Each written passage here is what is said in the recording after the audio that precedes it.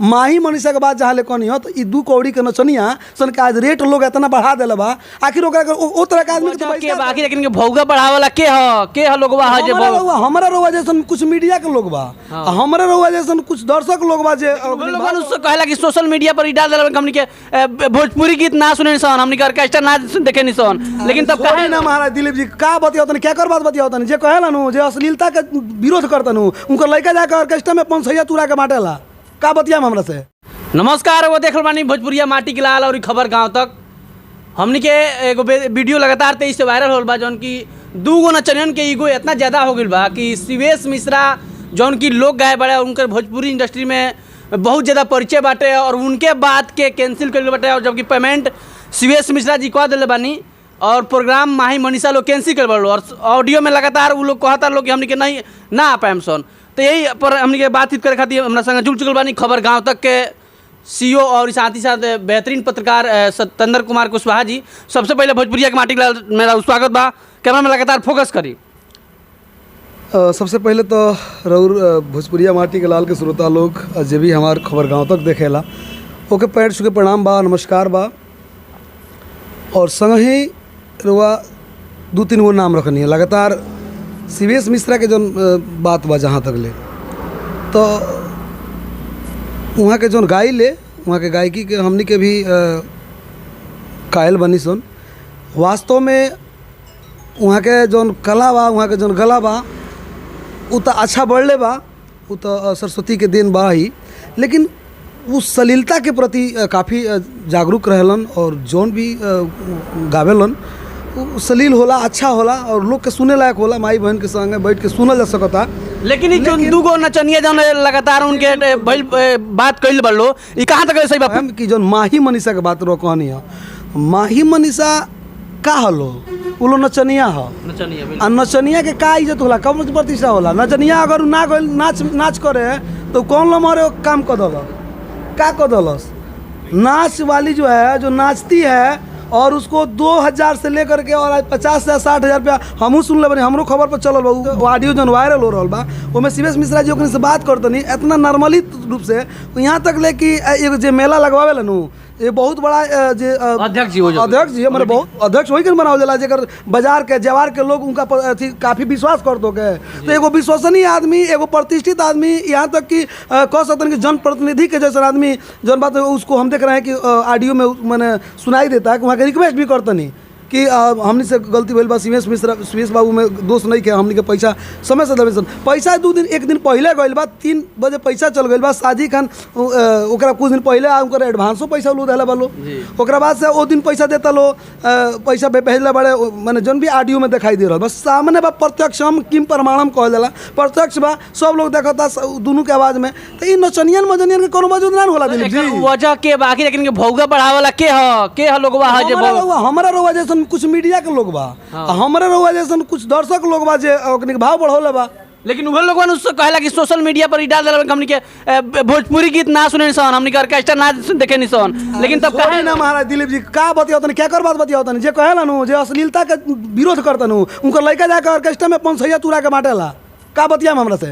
बिल्कुल ऐसन ऐसन काहे दर्शक दिखा के प्रति देखी ई सही बा कि ई बात सही कहल जाला कि जैसन अगर भूख लागल होके तो ओकरा नूनो रोटी मिली तो अच्छा लागी, यानी कि जे गावता ओकरा में दोस्त बढ़ले बा लेकिन सुना तो ओकरो में दोस्त बा भाई। तो अश्लीलता के बारे में हम ज़्यादा कुछ ना कहे, सलील अश्लील अलग के चीज़ बा, जे जैसन सुनत है ओकरा गावल जाता। हम अश्लील सलील के बारे में कुछ बोले नहीं की जाता। हमार रौरा मुद्दा छेड़नी हो माही मनीषा, तो माही मनीषा का हलो इनका के पूरा बराबर कि बिहार से लेकर अन्य राज्य में भी इनका लोग बुलाहट होता। और एक मिनट रुको चाहते हम अब के हमने के देखने से पटना में जौन की 4 से 5 आदमी युवा लोग बाढ़ जो कि मढ़ौरा के चीनी मिल स्टार्ट करे खातिर 5 लोग ही बाटे। अब के तुमको ही राजडोल मेला में माही मनीषा के आगमन भइल तो हजारों के संख्या में लाखों के संख्या में लोग रह तो ये बेरोजगारी के कारण बा ना। बिल्कुल राउरो चैनल पर चल रहा हम देखल नहीं कार्यक्रम आ रहा है काफ़ी और पर व्यू भी चल रहा है। आज अगर बढ़िया खबर भी चला हो जाता तो हमें जाके देखी ना कमेंट में देखी 2-4-5 गो कमेंट आ जाता और 2-4 हज़ार व्यू आ जाता। लेकिन जितना जितना अश्लीलता आई इतना लोग गांजल ह पूरा व्यू लोग बिटोरल ह। तो ये देखी लोग के मन में ये हो गई अब कुछ उल्टा पुल्टा लिख ना दी, सब लोगों का वीडियो के खंगार के देखी कह जाला नु एगो बहुत दिन पहले सरस सलील में हमने देखल निसन कि एगो फोटो रहे, वो फोटोवा में हीरोइन रहली आ अर्धनग्न रहली, ठीक न। हाँ, तो बहुत लोग तो रोज पेपरवा उलाट के देखे जे कहिया उ माने गोड़वा हटाव से और कुली देहिया में कुछ लौको। तो ई सलीलता अश्लीलता के बारे में का चर्चा करे हम, ई माने लोग के मानसिकता हो गई बा कि अगर केहू 2% गलती बोलत नु तो लोग सोचता कि कब 98% बा कब देखल जाए, कब सुने के मिलू।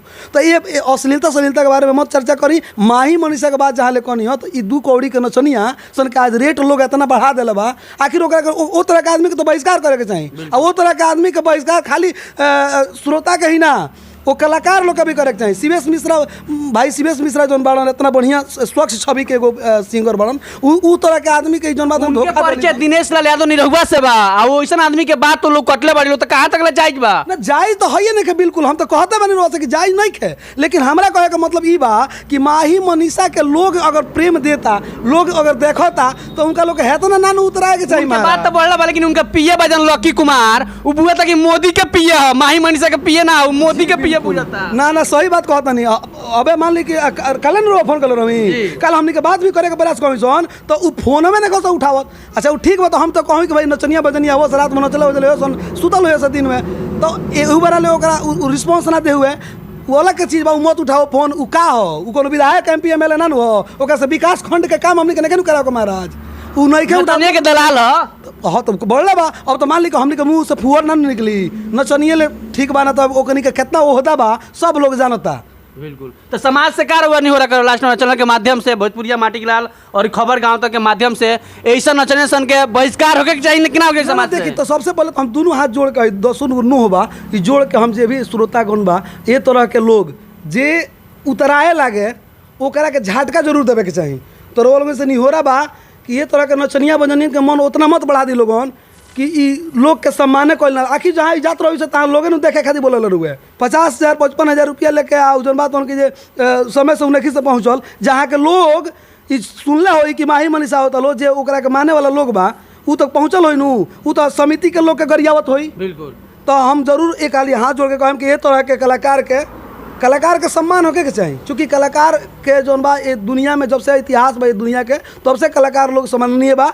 तो कलाकार एक से बढ़ के एक बाड़न, कुछ खराब बालो तो बहुत ज़्यादा निमन भी बालो। तो हम इतने कहम रोल से आग्रह करम हाथ जोड़ के कि ये तरह के कलाकार के बहिष्कार कइल जाओ। आ जे भी बड़का कलाकार बा एकनी के लेके ढोता उनका लोग से तो हम जरूर कहम कि भैया लोगिन माने रोवा लोगिन ए तरह के नचनियन के माने बहिष्कार करे लोग। आज से 3 साल पहले बड़हरिया में राय इवेंट शो में ऑर्केस्ट्रा जगह मालिक होना असलम राय, वो खुद हमरा से बात भैया फोन से हमनी के हुबहू मिलल बानी सन, कल बानी कि 3,000 में रात भर न चला बने के आज 50,000 60,000 लेता सन। तो ये कहाँ तक समाज के ना, समाज के कौन समाज के लोग जो देखता तो देखता भाई वो लोग के भाई का कहे दिन बजे खटता साजी का मनोरंजन के रूप में एकनी के देखता वो अलग के चीज बा भाई, लोग तो देखबे करी, हम देखाएम तो लोग देखी ना।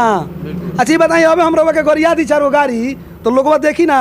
बिल्कुल देखी है तो लोगवा कहब हमरा के गरिया हो सत्येंद्र सिंह दिल के गरिया 3,000 से नचा 60,000 के डिमांड बढ़ बात सही बात। तो लोग न बढ़ावता तो लोग बढ़ाता कलाकार बढ़ावता रहे, बड़का जो कलाकार बड़न सो जब लोग साटा करबे ना करी 50,000 में तो क्या साटा अपना मन लिखा जाए। ना सुनी ना, खेसारी जोन बात उनकी जो अपना मंच पोकरा के जगह दे दले जी।